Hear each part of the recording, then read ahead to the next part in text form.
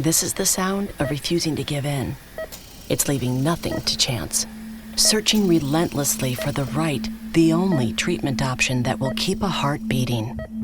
Fortunately, the Christ Hospital Health Network has groundbreaking treatment options unavailable anywhere else in the country, developed with help from our own physicians. That's what makes us Greater Cincinnati's Heart Hospital and one of the top heart hospitals in the world.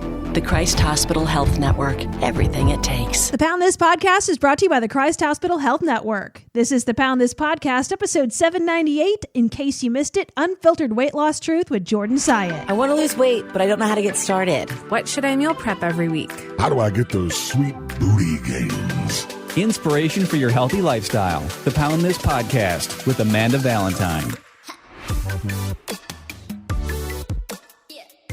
Welcome to the Pound This Podcast. I am Amanda Valentine. A heads up, this is a replay episode. This episode was originally recorded in summer of 2020, which feels like a lifetime ago and somehow like yesterday at the same time. But Jordan Syatt is great. If you don't follow him on Instagram or TikTok or anywhere, he definitely has some very unfiltered fitness and weight loss truth. And I thought this was a timely time of year to replay this episode as we kind of go into New Year's resolution mode and healthy mode with January coming up. So if you have heard this episode before, then you can skip right over this, or you might want to refresh and listen again. But a heads up, it is a replay and it is originally from 2020. I didn't re-listen to the whole thing, so we might be talking about all sorts of stuff that doesn't even make sense in 2022, 2023, other than, weight loss and fitness, which that doesn't change too much. But before I get into that episode, I do want to talk about some weight loss and fitness things going on with me right now, currently in 2022. One of them being working with my health coach, Sarah, and Team Fit with me. Sarah has been fantastic. She's been dealing with a very crazy year with me because lots of ups and downs for me. And oh man, it's just been a year. It feels like 2022 smoked most of us more than 2020 somehow. And I'm one of those people. And so Sarah has been great and been there for advice and been on my ass when I asked her to be. So if you're looking for somebody to help you with accountability, whether you want to lose weight, whether you're looking to gain strength, she has personal trainers on her team. She has people that work with your mindset. She works with if you have gut health issues or digestion issues or hormonal issues. She can do blood workups and figure out all sorts of crazy stuff. Like that is her jam. So if you go to teamfitwithme.com/poundthis, you can save 10% off of month one of all packages and plans if you're looking to do that now or into the new year. Also, highly, highly recommend Clean Eats. Man, Clean Eats came in and saved the day for me this year with meal prepping. As much as I love meal prepping and I've been doing it for a decade, it is so nice to have someone else cook for you and do the dishes. And so I do 21 fresh meals a week. You don't have to do 21 meals. You can do whatever works for you, or you can go in and do their grab and go section of the frozen meals or go to their cafe if you're looking for healthy options. And so many people have asked me, they're like, is it worth the money? Because you got to, you're paying. It's not super expensive or anything. I would say that probably equals out to what I was doing my own meal prep. But it's, to save the time and the energy and the dishes and to plus have more variety, abso-freaking-lutely. So even if you're just going to do one meal a day, that your trigger meal is breakfast or lunch or whatever you have a struggle with, that you can kind of have those on hand and know that they're made fresh and it's not just necessarily like hitting up a lean cuisine. You know what I mean? They're a fantastic option here in Cincinnati. I go to Newport. Also in Westchester is an option for Clean Eats. So definitely check them out. And they'll save you a lot whenever you're trying to make healthy choices that are convenient, healthy choices. Right now, let's get into that conversation that we had a couple years ago with Jordan Syatt. I'm fangirling a little bit over my guest right now because I'm an Instagram stalker. I'm a creeper. I never engage, but I just lurk and I watch from miles away behind a screen. Is Jordan Syatt. How are you? I'm doing great. How are you doing? I am awesome. I'm so honored that you're on my podcast. So thank you so much for chatting with me. It's a pleasure. Thanks for having me. Yeah, I love that you just have such a no BS attitude towards weight loss. I know for me, my personal story is I've been obese for most of my life. I yo-yo dieted for a decade, and then I've lost over 100 pounds and maintained for 8.5 years. But one of the reasons I started this podcast is there's just so much crap information out there, and you don't know who to trust, especially the deeper we get into the internet and the deeper you go on Instagram and things like that, of everybody has their quick fix or their way to do it, and this is the right way, this is the wrong way. And I love that you just like clear cut it out of like, nah, this is the truth, this is real. I think that's so helpful for people that struggle with their food and their fitness and just their own journey. Thank you. I appreciate that. And huge congratulations on all of your success. That's incredible. Thank you. So I wanted to know, since I watched that. I don't want to say that you rant, but what do you think the top 3 things or like myths or trends that you see people do with weight loss that just kind of makes you want to scream and punch the screen? So there are a lot, and it changes all the time, like constantly, just depending on what phase or what fad we're in. Right now, I would say, number one, eliminating any single macronutrient from your entire diet completely. So in this case, more recently, I would say the no carb route, like oftentimes ketogenic or carnivore, whatever it is, really gets under my skin big time. I hate it, mainly just because any of these fads, they're not sustainable long-term. And that's the number one issue, is like, if you're going to do something that you can enjoy and sustain, right? So, I mean, I don't know a single person that really doesn't enjoy carbohydrates. Like, I think it's safe to say basically everybody likes carbs. Yeah. So keto, I would say any type of like fasting or not fasting or like cleansing, like juice cleansing or detoxes pisses me off. It's like, number one, just the science isn't there at all. I think it can actually do a lot more harm than good. For me, it's one of those things like when someone's like, oh, so you're saying that if someone has an issue with their liver, then you wouldn't encourage them to do a detox? I'm like, if someone has an issue with their liver, then I'm going to encourage them to see a fucking doctor. Like I'm not going to tell them to do a detox from GNC that costs an outrageous amount of money. It's like, you have a liver problem, talk to your doctor, not some Instagram influencer selling a diarrhea tea. And then I would say on top of that, and actually I will say I'm totally fine with intermittent fasting.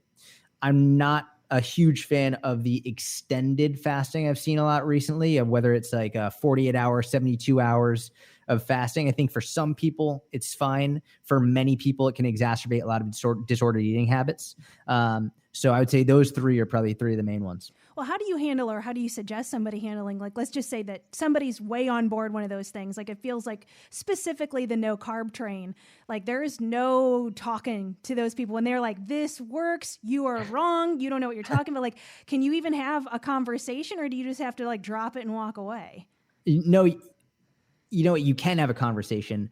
What I used to feel the same way. I used to be like, man, these people, they just won't listen. They won't anything. And I realized it was how I was approaching the discussion, right? Because I've realized the goal of a debate is not to win. The goal of a debate is to find common ground, right? So when you get into a debate with someone, I think we usually tend to go to, by the end of this, I'm going to convince them they're wrong. That is the complete ass backwards way of going about a debate. You have to go into it with the sole purpose and goal of finding what you do agree on. And when that's your new approach, the whole conversation flows much more easily. And we often find that we were also being equally dogmatic. So whenever I get into a conversation with any of these people, first I say, listen, I could be wrong. I've been wrong in the past. I'm open to being wrong in the future. For me, my goal is sustainability, doing something that you can enjoy and sustain for the rest of your life.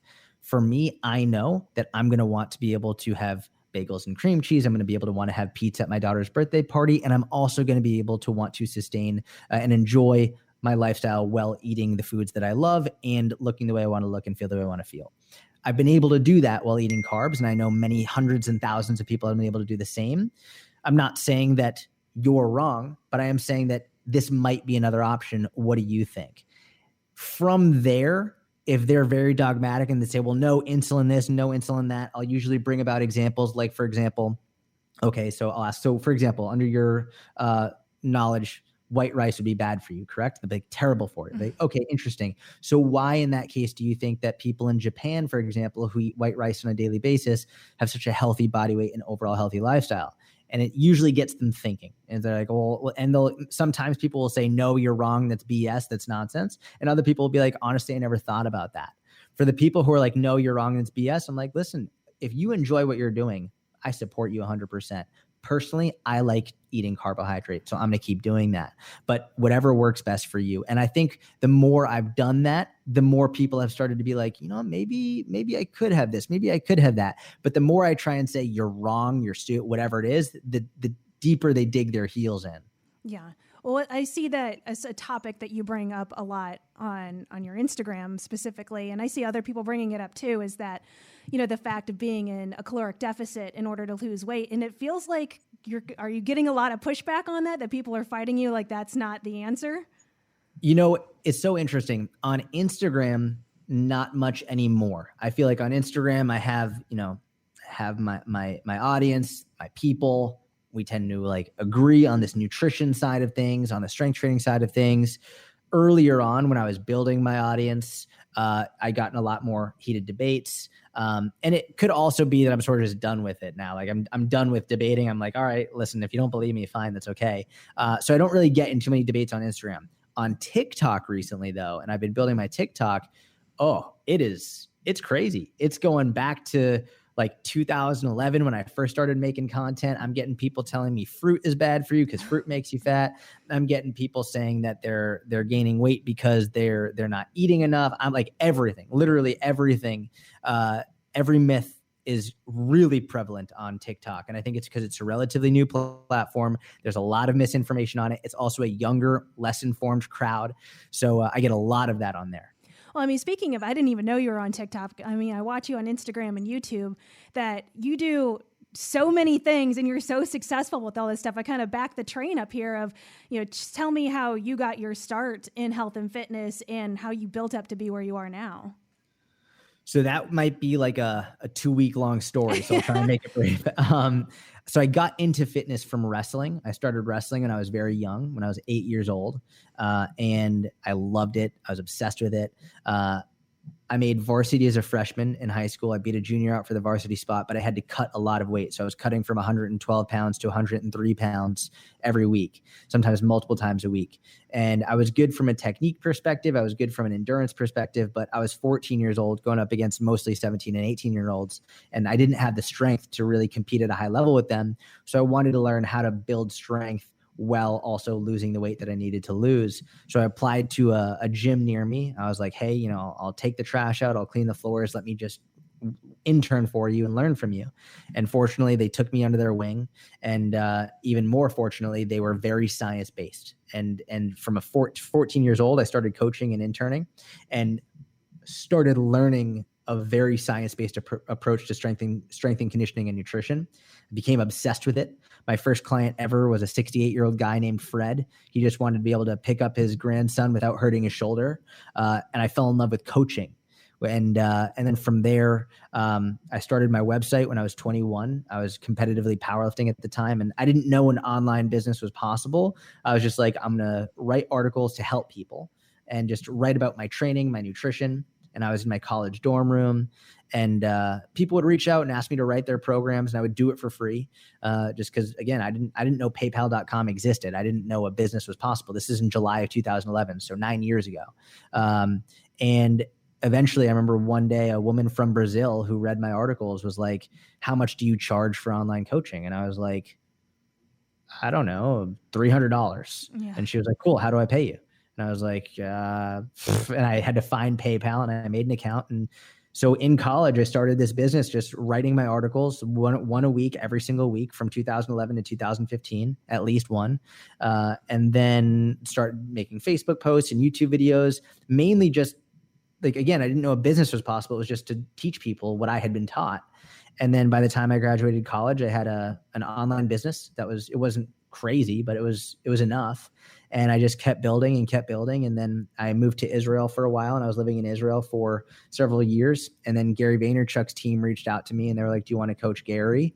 So I moved from Tel Aviv to New York about 4 years ago now, and coached Gary 7 days a week for 3 years straight.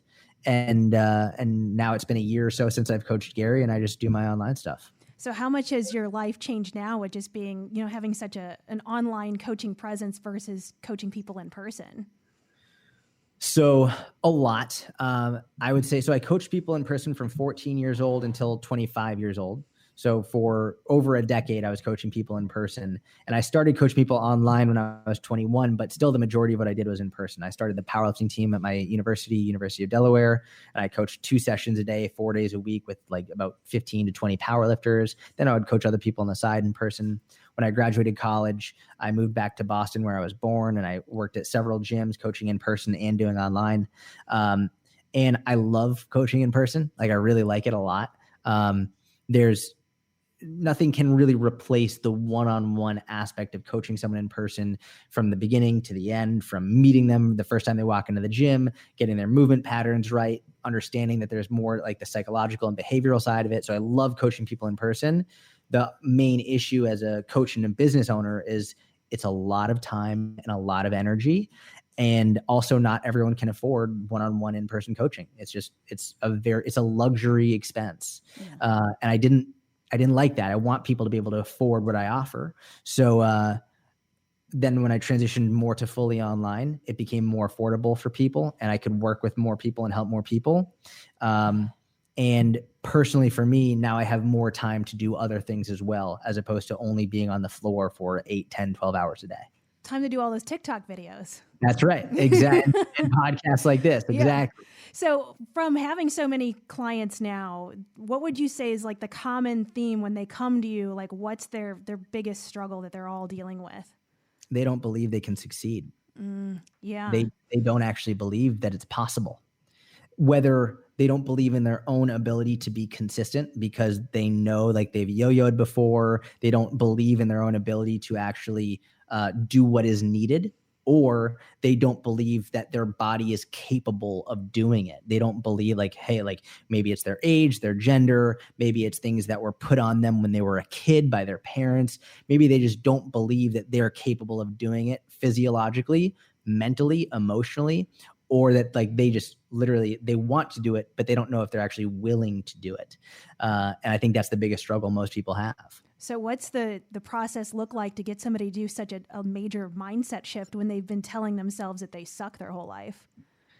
That's a tough one. Yeah. And I will not say this is the only answer. It's a very multifaceted answer. And I think there's a lot of psychology and behavioral research that we could discuss. But for me, the best way that I've found, and I'll say this doesn't work for everybody. Like, any coach who tells you all of 100% of their clients have succeeded is lying. That is not true. Every coach, I think the hardest thing to learn as a coach is to understand that you're not going to be able to help everybody. It's a very unfortunate truth. But the vast majority of people I've been able to help, one of the best things I've been able to do is show them that they can't fuck this up.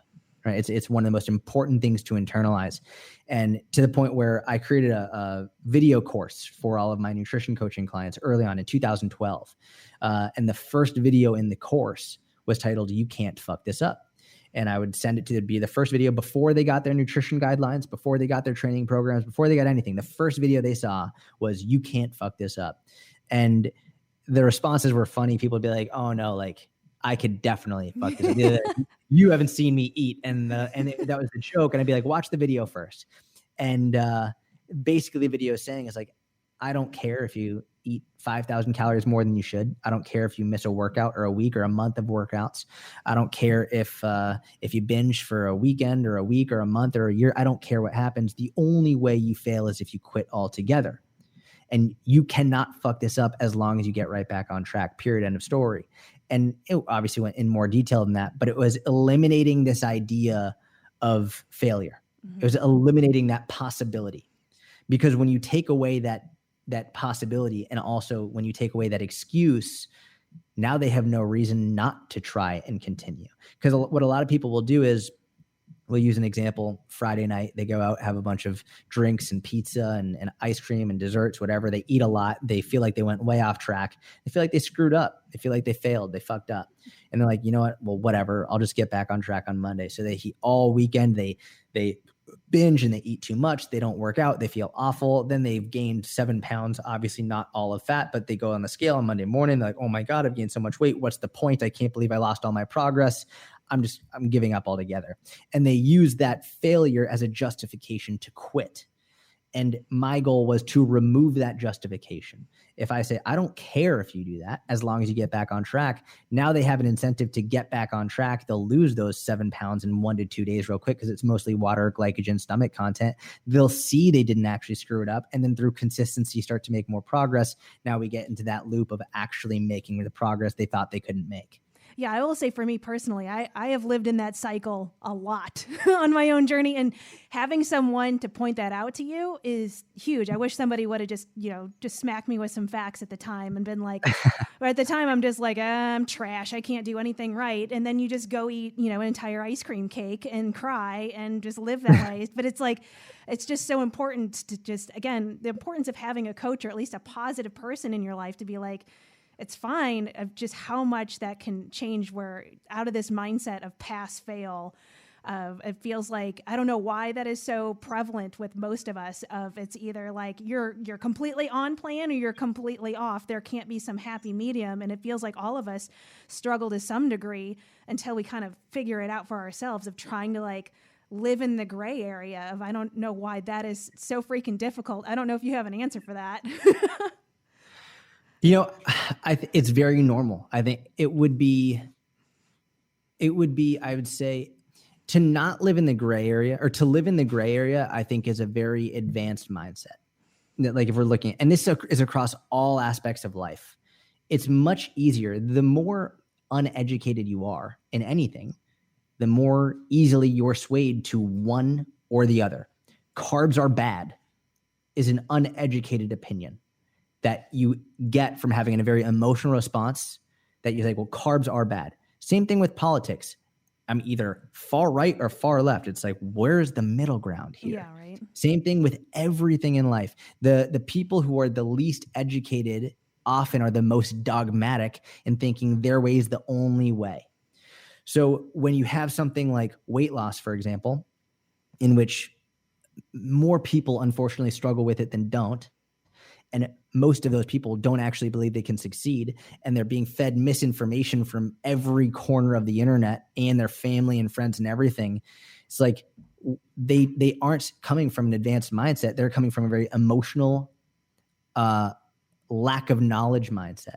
So it's like, how can they be in the gray area when they don't even know that area exists? And that's sort of my job, or our job as fitness professionals, is to show them, hey, here's this exists. And the only way for you to find it is through trial and error.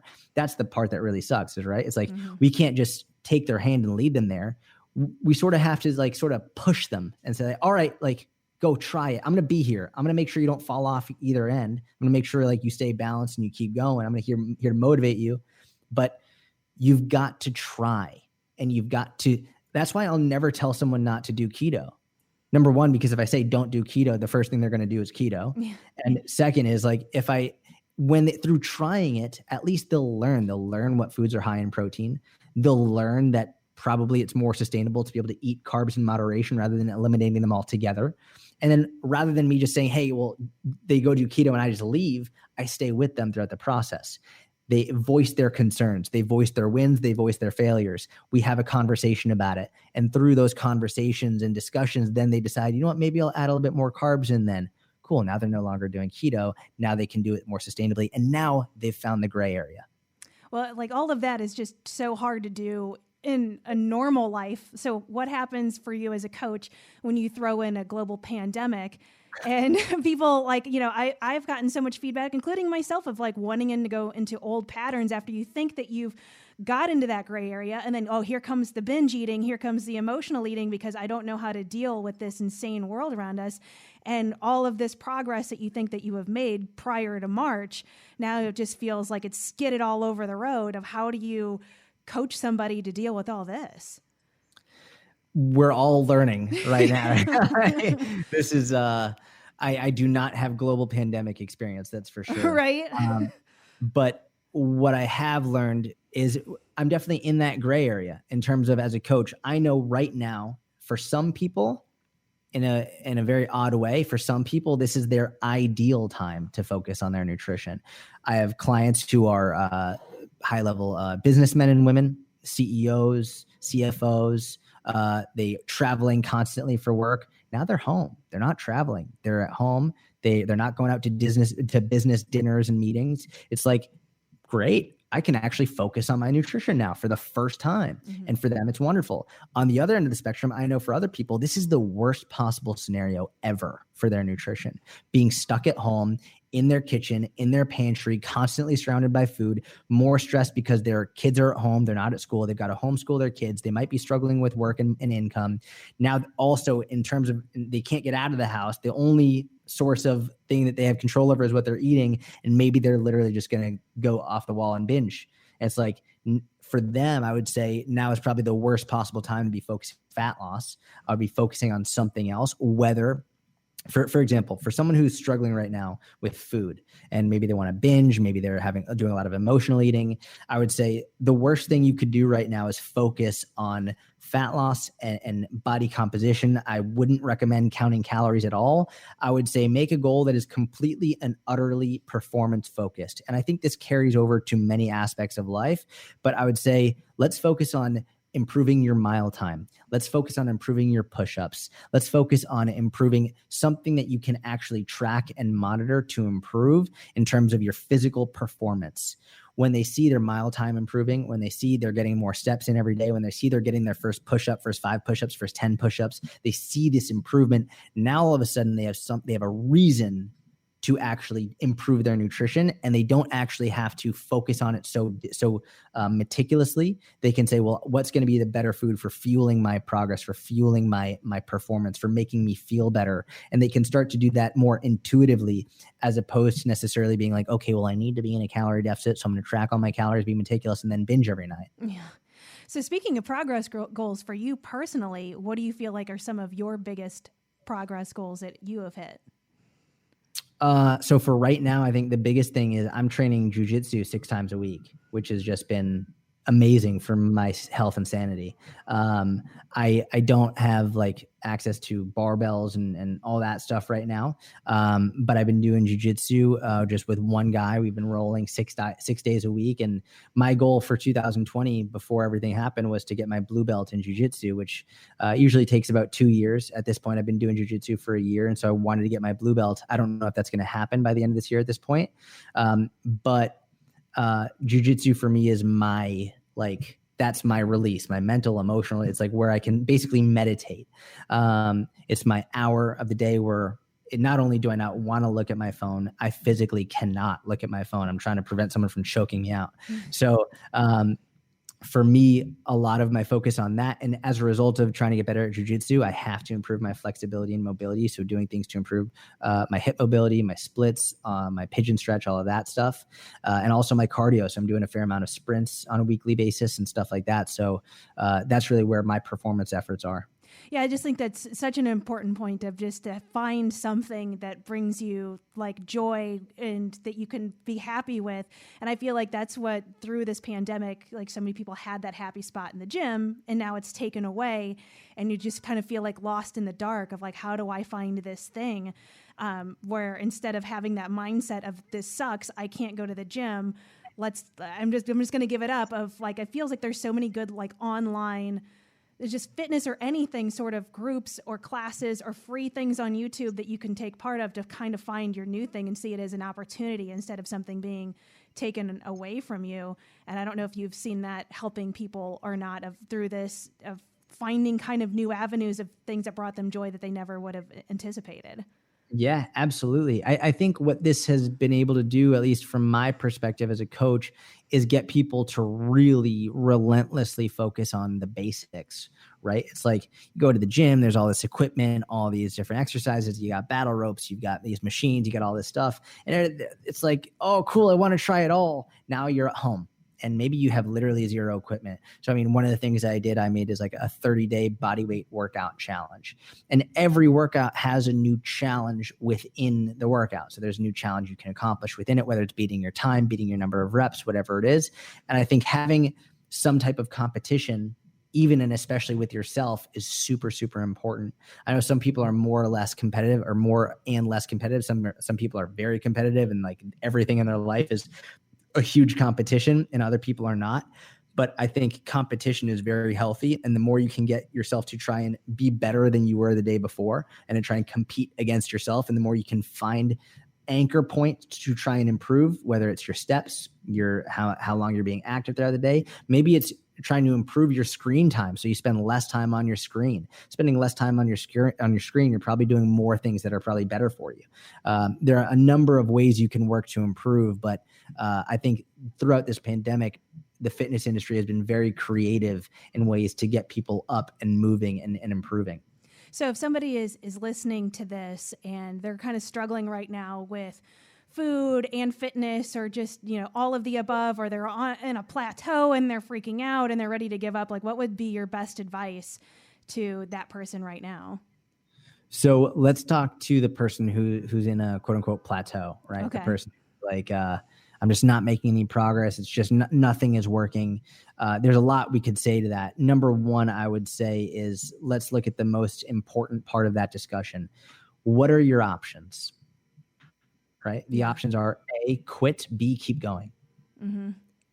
It's like, for me, it's a very simple answer. Cool. So you're not making as much progress as you want, at least from the metrics you're looking at, right? Maybe you're looking at your scale and your weight. Maybe you're looking at your measurements.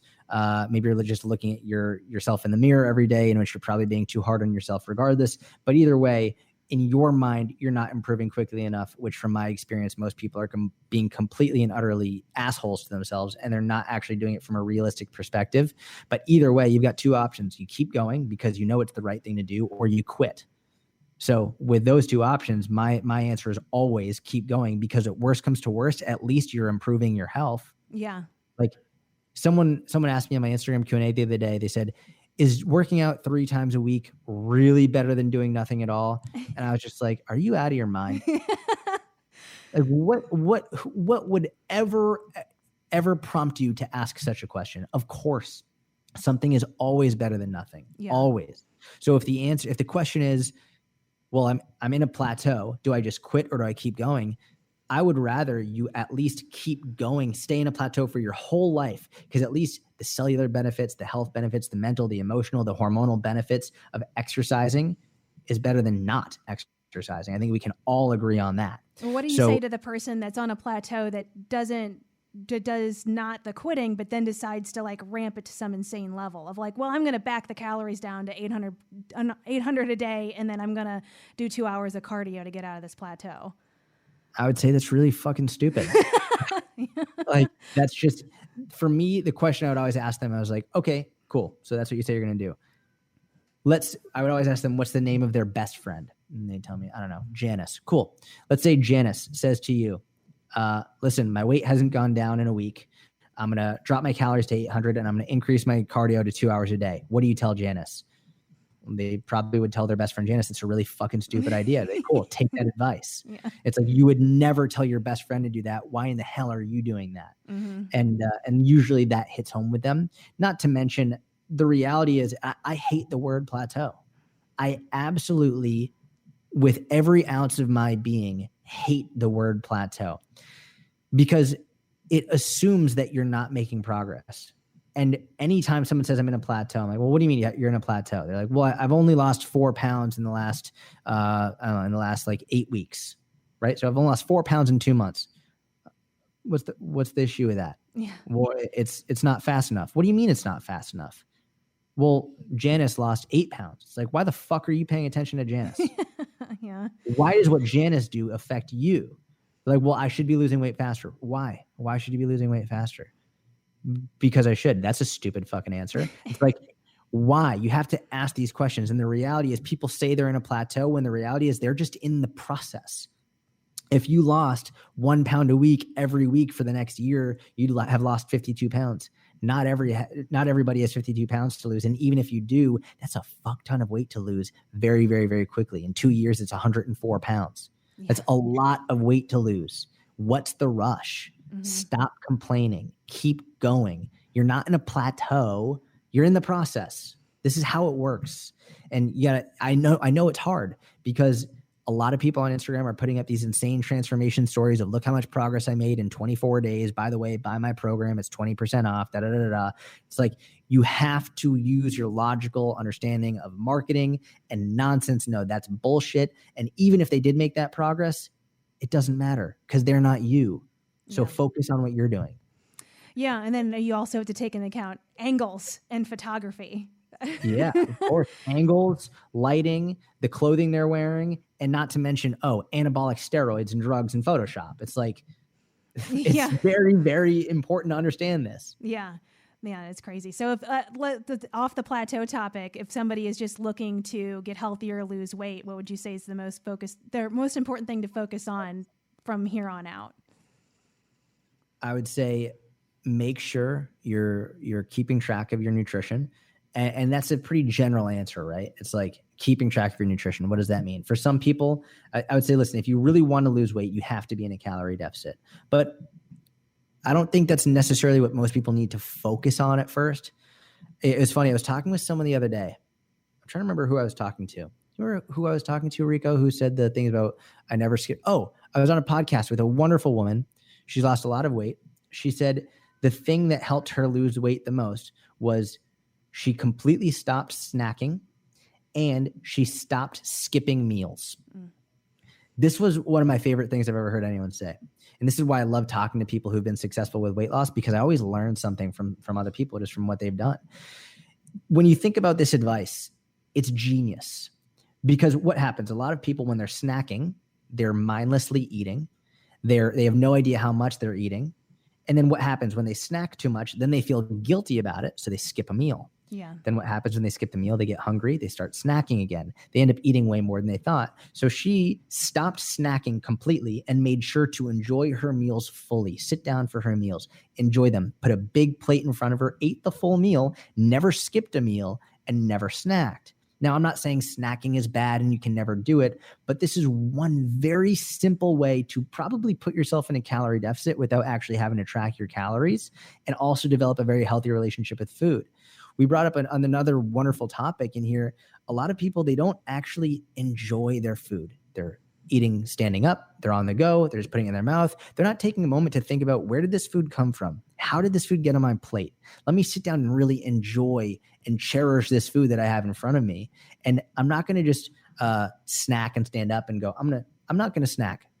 I'm going to wait until I can sit down, enjoy this big, wonderful meal in front of me. And then I'm not going to eat until my next meal. So I'd say have 3 to 4 meals a day. Don't snack in between. Don't skip a meal. I think that's a wonderful place to begin. Oh, that's awesome. See, I am the opposite though. Snacking helped me more because I have such this like binge tendency. I just want to eat. I want the hand motion thing. Like I eat with baby spoons. Okay. And that's a mind trick that I used because it makes it feel like more food. Like I really enjoy the feeling of just eating more. So then it's planned out for me so I can snack throughout the day. I do have like meals too, but not huge meals, just so I can have that feeling that I feel like I'm eating more. And that's helped me. So it's crazy how just you take two completely different people. That's why it's so hard to just take somebody's success story off the internet as gospel, because two totally different methods worked for two totally different people. And what works for you could be completely different than what worked for these two people. And to think that you're this terrible failure and you can never figure this out because that method didn't work for you is just insane. I love that. That makes me super happy that you said that, because the reality is the only way you're going to lose fat is by being in a calorie deficit, right? So find what works best for you. If snacking helps you, I'm all for it. Amazing. If snacking encourages you to end up binging, then don't do it. But the only way you would have figured this out is through trying on your own. Mm-hmm. And now you know for you, snacking is a really good option, having these smaller bites throughout the day. For someone else, it might also work. For someone else, it might not work. But this is where we can find that gray area, because we have that educated back knowledge and we know, listen, I don't care what you do as long as you enjoy it, as long as you can sustain it, and as long as it gives you progress. If you enjoy it and can sustain it and it gives you progress, I support you 100%. 100. Yeah. I 1,000% agree. That's awesome. So if somebody is like interested in joining your inner circle, is this the kind of like conversations you're having there? Is this the kind of content that you can expect? Yeah. So what I'll say is this, my inner circle is my monthly membership for fitness, training, nutrition, all this stuff, but do not buy it. if this is the first time you're hearing me. Okay. I would rather you go to my free content, go to my Instagram, go to my YouTube, go to my podcast, hear more of what I have to say. If you like what I have to say, by all means, you're welcome to join the inner circle. I never want people to think I'm just coming straight out of the box to be like, yeah, join my program. It's $24.99 a month. It's not very much. It's very accessible to people all over the world. But I'd rather you get as much as you can from me for free before you decide to join that. That's awesome. Well, I'm so excited that you joined me on my podcast, and I will continue to stalk you online and consume all of your free content. I'm going to go add you on TikTok now. Jordan, Syatt, thank you so much. Of course, this was a pleasure. Thank you. AmandaValentineBites.com